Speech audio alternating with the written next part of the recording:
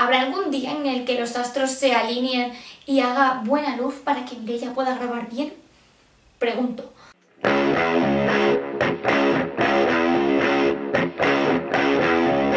Hola, bienvenidos y bienvenidas un día más al canal. En el vídeo de hoy os traigo un vídeo sobre leer en inglés, mi experiencia y algunas recomendaciones o tips que os pueda dar desde mi experiencia. Sé que hay muchísimos vídeos de este estilo por YouTube en general y bueno, que mi experiencia es parecida a la de otras personas. Yo igualmente quería aportar mi granito de arena y me apetecía grabar este vídeo y contaros cositas, así que vamos a empezar. Como información extra que yo creo que es útil a la hora de seguir con el hilo, quiero deciros que yo tengo un nivel actualmente de B2 tirando a C1. ¿Cómo empecé a leer yo en inglés? Pues bueno, yo empecé a leer en inglés gracias al instituto. En el instituto, en las clases de inglés, todas las vacaciones de Navidad y todas las vacaciones de Pascua nos mandaban un librito de estos adaptados que también contenían un glosario al final con vocabulario y actividades. Pues esos eran los dos libros de inglés que yo leía cada año. Y luego hay veces que las propias profesoras nos ofrecían libros de la biblioteca del instituto por si queríamos leer más, y yo muchas veces los cogía para aprovechar ese material que nos estaban ofreciendo. Personalmente los libros que he leído siempre de este estilo han sido de la editorial Burlington Books, pero sé que también hay otros como por ejemplo los de Oxford University Press, que también son bastante buenos. Los tengo guardados en las cajas como del estilo del vídeo que os dejo por ahí que hice. Es un follón sacarlos, así que os dejaré directamente en la cajita de información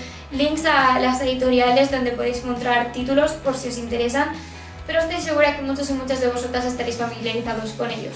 Me di cuenta que leer en inglés me gustaba bastante y que ya estaba un poco cansada de no poder ir más allá de los títulos que me ofrecían las profesoras en el instituto. Decidí empezar a leer inglés por mi cuenta. Esto la verdad es que no fue tampoco súper pronto, fue como hace 2 años, en 2014 y 2015. Empecé a comprarme libros en inglés hasta que el primero que leí fue este de aquí, Black Cats and Evil Eyes por Chloe Rhodes. No sé si es el mejor libro para comenzar a leer en inglés, no es algo que yo recomiende especialmente. A continuación en las recomendaciones os contaré un poco por qué os lo medio no recomiendo. Pero sí, este fue el libro con el que yo empecé a leer en inglés como tal, sin adaptaciones y sin nada. Y a partir de entonces ya empecé a leer libros de literatura más tirando a contemporánea y especialmente juvenil, porque pensaba que eran los más adecuados para empezar como progresivamente a leer en otro idioma que no era el mío. Ella, después de haber leído varios libros contemporáneos y de temática más juvenil, como os digo, ya empecé a leer libros de todo tipo y especialmente ahora libro, leos. Muy bien. Libros de todo tipo, incluidos clásicos, también porque en la universidad los tengo que leer y ya no me supone ningún problema, y yo creo que ya a partir de ahora puedo leer todo lo que me echen en inglés con más o menos dificultad dependiendo del inglés, porque no es lo mismo leer un clásico en inglés que leer un libro contemporáneo. Pero gracias a esa progresión ya puedo decir actualmente que me defiendo bastante bien leyendo en inglés. Ahora vamos a pasar a la segunda parte, entre comillas, de este vídeo, que son mis tips o mis recomendaciones para empezar a leer en inglés, aunque creo que se puede extrapolar a cualquier otro idioma. El primer punto a tratar creo que es bastante obvio,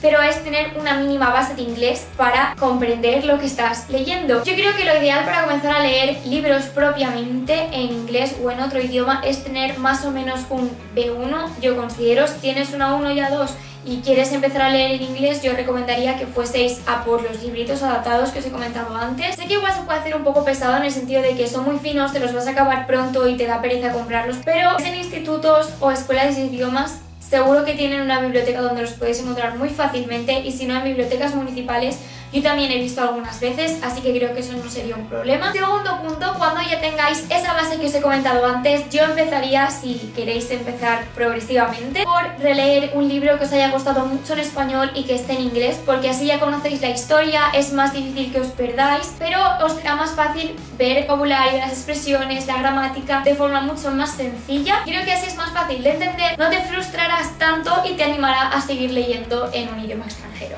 El tercer punto es que no comencéis a leer libros densos o libros muy gordos. Lo que yo considero denso en este caso serían clásicos y libros más adultos, que no sean tanto juveniles, y en cuanto a gorditos considero que serían de 300 páginas para arriba. Volviendo al ejemplo del primer libro que yo leí y que fue lo más acertado, pienso, al haber elegido este libro, es que esto no es un libro con una historia como tal, sino que es sobre supersticiones, y te va contando las supersticiones y ocupan pues eso, un par de páginas, página y media más o menos. Entonces yo lo que hacía era, tampoco me lo leí de tirada, de hecho todavía no me lo he acabado, sino que pues iba leyendo las supersticiones que me apetecía ese día y eran como mini capitulitos. Por lo que mi recomendación sería elegir libros contemporáneos como pueden ser, que se me vengan ahora a la mente que creo que sean buenos, la trilogía de Stephanie Perkins de Anne and the French Kiss. Estos son bastante ligeros, además es juvenil romántica, que eso pues tiene un vocabulario bastante sencillo. The Perks of Being a Wallflower, yo creo que también sería un buen libro, por lo que he escuchado decir. Yo haya leído, pues os diría por ejemplo los de If I Stay. Creo que también en inglés serían una buena opción. Relacionado con ese tercer punto, en cuanto al género, yo recomiendo que comencéis por el género contemporáneo. Especialmente, me reitero, más que el ajo, juveniles contemporáneos, por el lenguaje, por las expresiones que pueda llegar a usar, porque no habrá palabras raras o inventadas.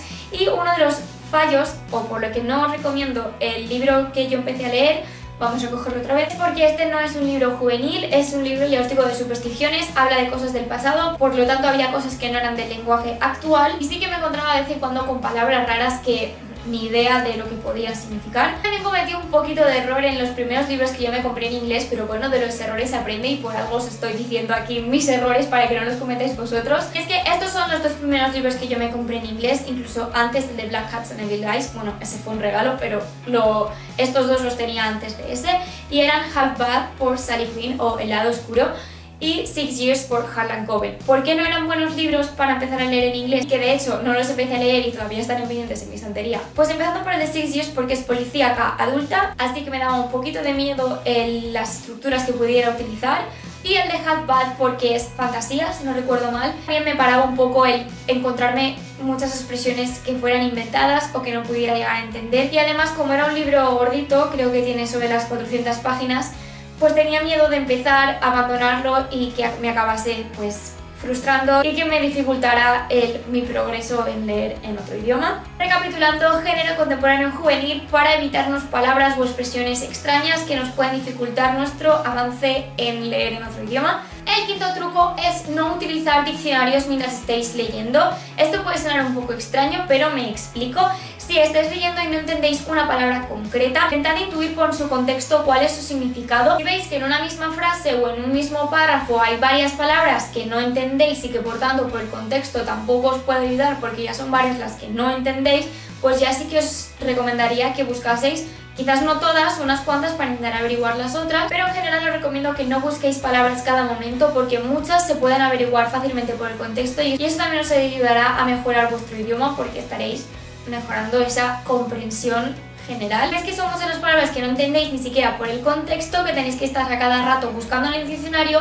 Lo que recomendaría, aunque puede ser un poco tedioso, pero bueno, si son libros finitos y estáis empezando, mejor así, acabar hasta el moño de la novela y decir no voy a leer más en inglés, es cogeros el libro en inglés y el libro en español e ir leyéndolo más o menos a la par. Para evitarnos esto, yo creo que volveríamos al punto número 2, que era el de leer un libro, pero bueno, en el caso de que sea un libro que no habíais leído antes en español y no queréis leerlo primero en español y luego en inglés, os doy la opción de ir leyéndolos más o menos a la par y estoy segura de que conforme vas avanzando la novela cada vez necesitarás menos del ejemplar en español. Y por último, ya para niveles más avanzados, si queréis empezar con clásicos, yo os recomiendo que empecéis de los clásicos del siglo XIX hacia adelante, porque me parecen que son los que el idioma ya está más actualizado entre comillas, aunque igualmente el del siglo XIX no es exactamente igual al de ahora, pero sí que se comprende bastante fácilmente sin necesidad de adaptaciones. No me refiero a las adaptaciones chiquititas, sino a adaptaciones de traducción, como por ejemplo esta, que es mi ejemplar de Hamlet y es una edición bilingüe, por eso es tan gordita, que te va a la par en inglés y luego en español. Pero bueno, yo os digo que Shakespeare es muy duro de leer en inglés y eso para más adelante. Volviendo a los clásicos accesibles, algunas de mis recomendaciones serían El retrato de Dorian Gray o The Picture of Dorian Gray por Oscar Wilde. La verdad es que es bastante asequible si tenéis más o menos un B2, yo creo que en un B2 ya se puede entender bastante. O Pride and Prejudice de Jane Austen, que también es inglés del siglo XIX, principios del XIX. Y bueno, hasta aquí mi experiencia y mis tips o recomendaciones para leer en inglés u otros idiomas. Algo que me ha faltado añadir como último punto es tener paciencia. Al principio cuesta, al principio vas a tener que intuir más palabras de las que igual esperabas, incluso buscar algunas otras, pero de verdad con el tiempo al final vas mejorando sin darte cuenta y es una muy buena forma de mejorar tu nivel en un idioma extranjero. Ya sabes que cualquier cosa me la puedes dejar por los comentarios, darle a like si os ha gustado y nos vemos en el próximo vídeo. Un besote.